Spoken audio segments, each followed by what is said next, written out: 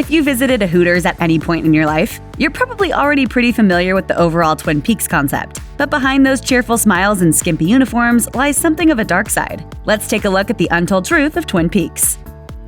Twin Peaks customers have plenty to look at as they drag another tortilla chip through that crock of queso. And of course, the barely there uniforms of the servers and hostesses are a big part of the attraction at each restaurant. If the concept doesn't seem wholly original, there's a good reason. Twin Peaks co-founder and then CEO Randy DeWitt wasn't shy about citing his inspiration for the restaurant, talking about it in a 2014 profile by Bloomberg.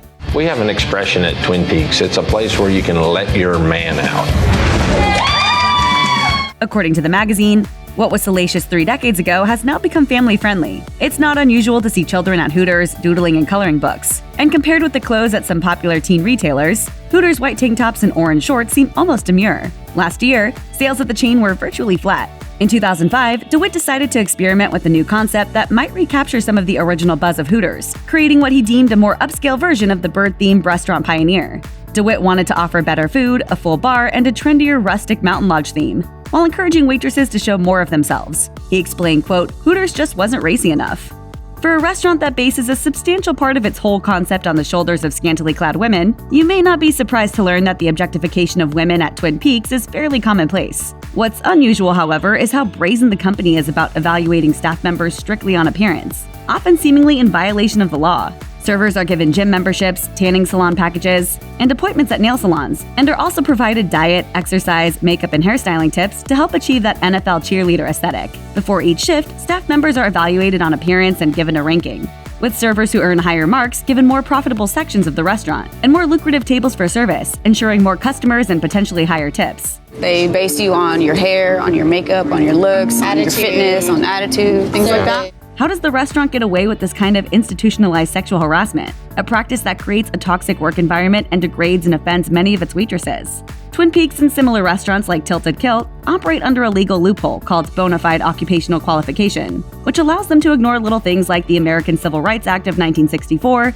and freely discriminate on things like age, gender, and appearance, as long as it's deemed reasonably necessary for the operation of their business. Staff at many restaurants are hired not as servers, bartenders, or hosts, but as, quote, actors or performers, and as such can have subjective standards of appearance, weight, makeup, hairstyle, breast size, body fat percentage, and uniform written into their hiring agreements.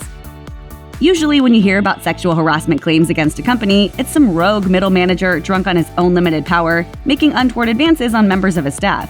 In many cases, that one bad element is removed. The company issues some generic public relations messages, and the business proceeds along as usual, largely undamaged.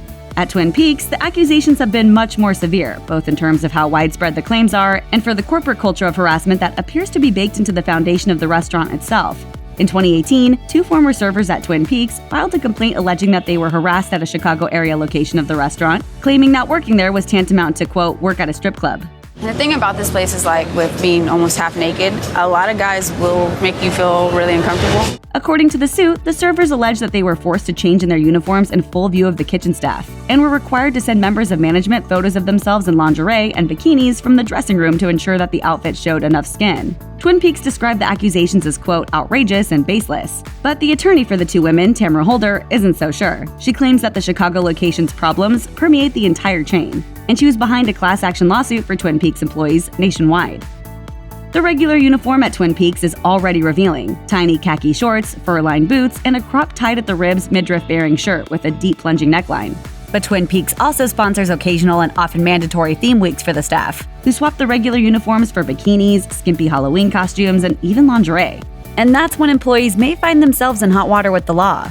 According to one employee, local police officers visited her restaurant in February 2017 when Twin Peaks happened to be hosting a lingerie week for servers. She was cited for indecent exposure because her costume left her buttocks uncovered. Yes, in a restaurant, like where food is served. No matter how big a fan of exposed rear ends you may be, that's kind of gross. Restaurant management assured staff that they would make the whole thing go away, but instead hired attorneys to represent them in court and entered guilty pleas on their behalf. Their attorney alleged, quote, "The women now have records for indecent exposure and weren't informed within a 30-day time frame so they could appeal. Not cool." Aside from the staff uniforms, one of the other features of Twin Peaks that keeps customers coming back is their super cold beer, served in either 22-ounce man-sized mugs or more demure 16-ounce portions. With dozens of different types of beer always on draft at every Twin Peaks location, in addition to the 4 house-brewed varieties that have been given names like Dirty Blonde and Naughty Brunette, there's a brew to please every palate. But variety isn't the only secret to Twin Peaks' beer-slinging success. The restaurant also manages to serve beer in frozen mugs from specialized tap systems at a super frosty 29 degrees, which the more science-inclined among us may recognize as almost freezing, at least for beer, which freezes at 28 degrees Fahrenheit. While the superiority of cold beer may be a matter of some debate among beer enthusiasts, there's no doubt the gimmick is working to help set Twin Peaks apart from similar chains. According to former CEO Randy DeWitt, if you can deliver a beer in August with ice crystals on it every single time, that's something special. In multiple profiles of the Twin Peaks empire and on the company's own website, the marketing team puts lots of emphasis on the relative quality of its food, compared to similar restaurants.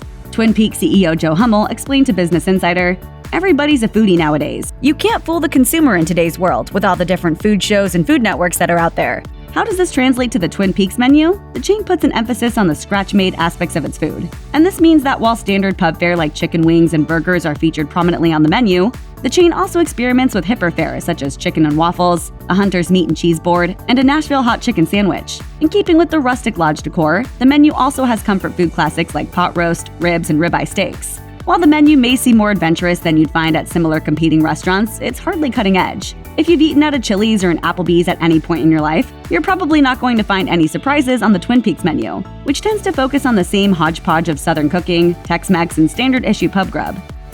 What happens when you take about 200 bikers from rival gangs in Waco, Texas, stir in over 100 weapons, a high-testosterone environment full of scantily clad women, and a never-ending flow of cheap $3 shots of alcohol? You get one of the bloodiest, most brutal biker shootouts in American history. And it all happened at Twin Peaks. I just got a call from passerby. They were going by Twin Peaks, thought they heard a gunshot, looked over and saw a lot of people running. On May 17, 2015, the restaurant hosted the quarterly meeting of the Texas Confederation of Clubs and Independents, a local biker organization. Among the guests that day were a large number of representatives from two rival gangs, the Cossacks and the Banditos, who had been involved in a years-long disagreement about who was entitled to wear a back patch with the word Texas along the bottom. Area police had been tipped to a potential conflict brewing at the restaurant, and had begun to take up positions around the restaurant where 60 Cossacks were seated at the outdoor patio. Soon after, the Banditos arrived, and mass pandemonium ensued. Wielding clubs, bats, knives, brass knuckles, and guns, the bikers fought one another, while inside the restaurant, waitresses, staff, and other customers hid in bathrooms, under tables, and in the walk-in cooler. The police opened fire on the melee, and when the dust cleared, there were 9 people dead and at least 20 injured, resulting in over 150 arrests and 0 convictions.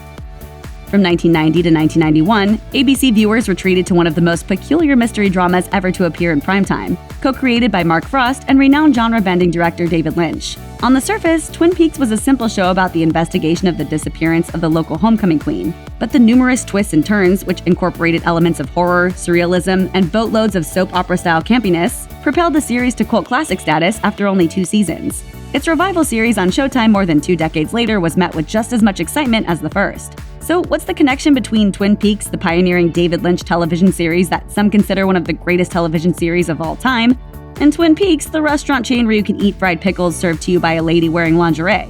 It's the sandwiches!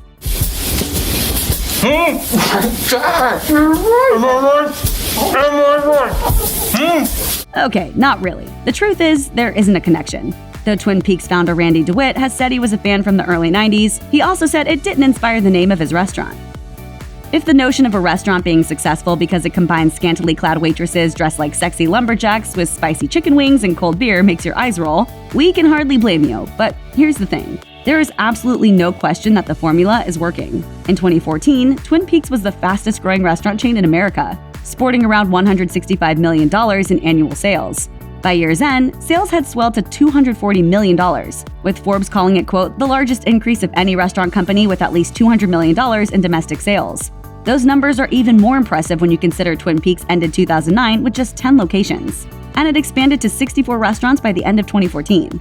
No matter what you think of the concept, customers have been flocking to the scenic views at Twin Peaks for years, and the chain is showing no signs of slowing down. In fact, they're even reaching out into the international market with a location in a very strange place, Kazan, Russia.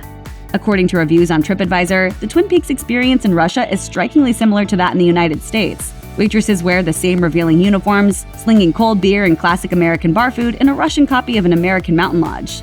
It just goes to show that skimpy outfits, beer, and, well, Twin Peaks are popular no matter where you go.